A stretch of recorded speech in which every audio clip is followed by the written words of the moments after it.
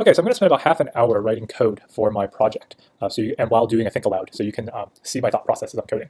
So this project is called Python Compiler Workbench. It's on GitHub here, and what it is, I created this project about a week ago in order to try to better understand how Python compiles code into ASTs, abstract syntax trees, and also into bytecode. But what I found more useful, the most useful part of this project was actually seeing the compilation from source code to ASTs. So I'm running the software right now on my computer locally, and what this looks like is that it's a web interface where you can enter Python code, and it'll compile it live into the ASTs. For example, if I type X, it'll compile live into an AST that's the module, and then an expression, and then a name X, the load context. If I say X equals, notice this is a syntax error, so it will highlight the box in red. If I say 5, the syntax error is gone, and this turns into an assign node, and the child is name X, and it's being assigned to an identifier 5.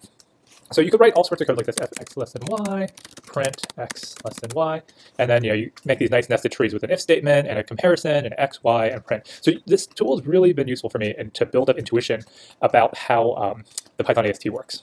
So the next step in this tool that I want to make is I want to be able to let the user highlight a portion of the code. So say like this thing right here. So when the user highlights, I want the corresponding section in the AST to light up or be highlighted. So a user can kind of zoom in on parts of the AST that they want to focus on. And this information will be useful for other tools I build down the line. But in order to do that, I need to augment the AST with a bit of extra information that doesn't come with it.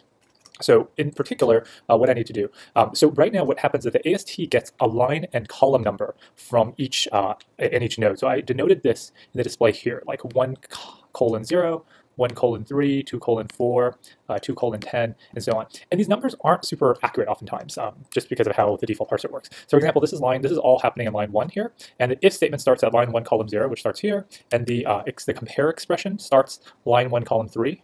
Which is where my cursor is, right here.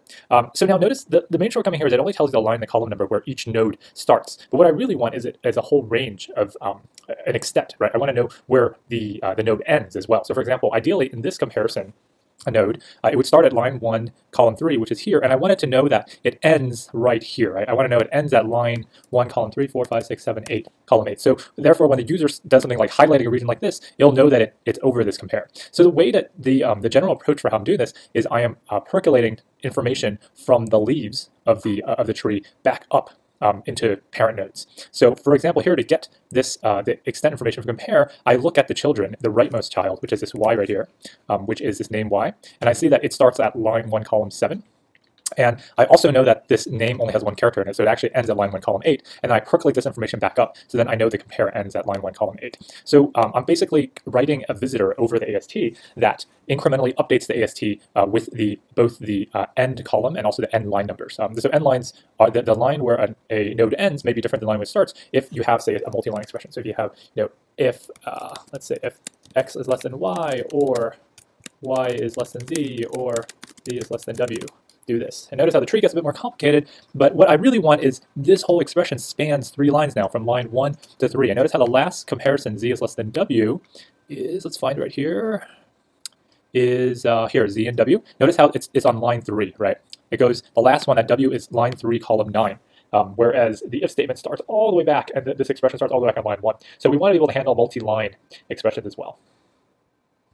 Okay, so what's the code to do this? So I've written some code previously, and I'm going to spend the next half hour expanding on it. So everything is in AST_extents.py, and it's basically implemented as a giant visitor called add_extents_visitor that derives off of AST.NodeVisitor. So AST.NodeVisitor is a standard visitor class in the Python built-in standard library AST module that walks over this AST tree and does something to it. So in addition to starting to write the code for the visitors, I've also set up a test suite. So here I have a test directory with a golden test.py file. So if I run this, this is a homegrown little test framework that I set up. What this will show you is it's running a bunch of tests in this knowledge maps test subdirectory. There's an error in these 2 tests. This multi-line string test I know has a problem, and I won't fix right now. And right now what I want to focus on is fixing the error in the for loop test. So I've implemented support for a lot of these features, and I'm moving on now to implementing support for loops. So that's why I wrote a test that fails, because I don't have support for it yet, and I'm going to try to do some writing of code over the next half hour to make those tests actually work. So really briefly, I want to show you the test format. So I'm going to go into tests. This is a really lightweight format. I'm going to go knowledge map test. So let's start with assignments. So let's do assignments.txt. So this is basically a file. I call it .txt. It's just a Python file, really. It just contains a bunch of assignment statements in Python. X equals 5, x equals y. Here's an assignment with an addition. Here's an augmented assignment with plus equals, minus equals, times equals, 5 equals, so forth. So if I copy this into the Python compiler Workbench, I can see what the ASCs are. This looks kind of big, right? It looks kind of scary because there's actually one line for each of the 7 1, 2, 3, 4, 5, 6, 7, for each of the 7 assignments in the body of this module. And notice how, another side note here is that the reason why I'm laying out this tree sideways instead of top down is because then we're conserving horizontal space, right? Because now actually if you scroll down, as you scroll down, you see each line. This is the assignment on line 1, column 0, line 2, line 3, line 4, line 5, line 6, line 7. Again, this UI is extremely simple because this is just for my own debugging purposes, right? This is not for end users right now. I'm just trying to get the UI working well enough so I can see what's going on. So this is by no means meant as a production quality UI. So what I have here is, notice how I have every single assignment statement is a part of this tree, and I want to see the extents of all the nodes. So when I run the test here, I can run golden test with just one test.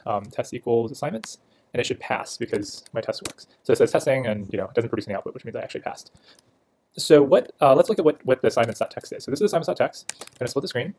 This is assignments.golden, which is the output file that we're trying to compare against. So notice the file actually output the original test, and it also outputs the AST in text format. So this is a format that I came up with that basically just prints out the AST.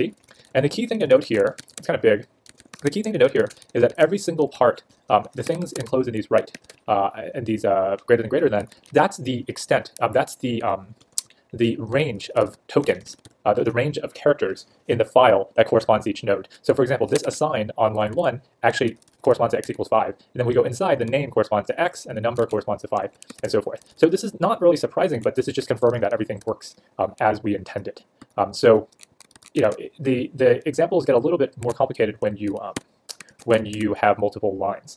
So I'm going to show you how to run, just to actually, how do you run these tests, right? So you can use the script, golden test, to run everything, but the underlying file it's running is actually astextents.py. So if you run this with the name of a Python file, it'll actually parse it and show you the AST in text format. So let's see. So let's create a file called small.py or small.txt, it doesn't matter. And let's make a multi-line statement. So if x is less than 5 and y is less than 10, or z is greater than 15, print hello world. Okay, so we're going to save it, and let's run it with small. Okay, so this is a lot of text to read. Basically, what I want to show you is, remember, this is the original code.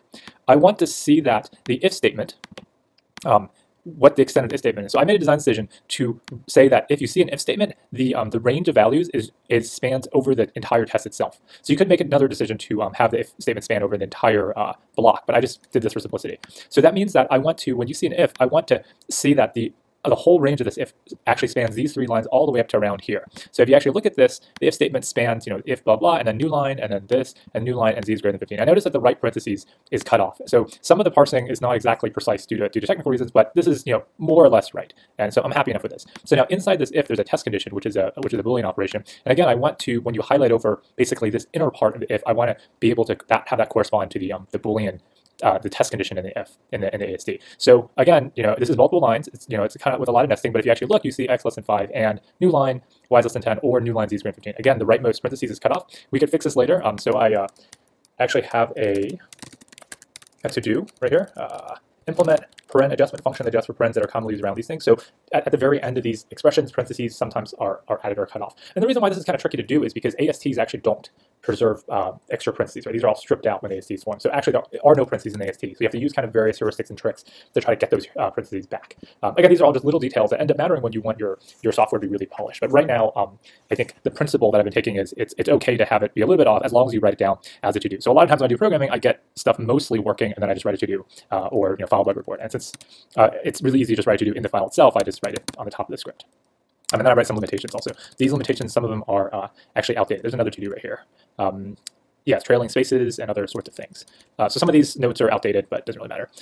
Anyway, so we can recurse in here, and you notice how this Boolean expression is this one right here. And then inside there's x less than 5, which is this comparison, and then there's y is less than 10 and everything. So this is all just basically showing that the parser the parser is getting the start and end extents of each node correctly. And the important part about having a text format is that you can automatically differ, right? So if I were just testing, I actually have not augmented this interface to show the ending extents yet. So, but if I were just testing by eyeballing it online, I could have a nice visual interface. But the problem is that you can't run an automated test suite this way, right? So it was really important for me to set up a robust text format so I could have an automated test suite, so that I can know when things go wrong.